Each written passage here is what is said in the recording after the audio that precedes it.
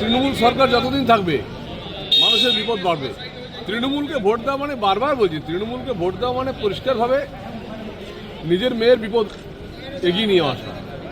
তৃণমূলকে ভোট দেওয়া মানে যুবকের কর্মসংস্থানের ধ্বংস করে দেওয়া। তৃণমূলকে ভোট দেওয়া মানে পরজীবী হয়ে থাকা। তৃণমূলকে ভোট দেওয়া মানে ভিক্ষাবৃত্তি করা। তৃণমূল যতদিন থাকবে পশ্চিমবাংলার অবনতি হবে। বললেন যে মেলা খেলা নিয়ে আপনারা অভিযোগ করছেন, এখন মেলা খেলা শিখছে মমতা বন্দ্যোপাধ্যায়। সরকারটা তৈরি করে নি, কাগজ নিয়ে চলে আজকে আসছেন, আজকে কতটা অক্সিজেন পাবেন, মানে কি কি কর্মসূচি রয়েছে?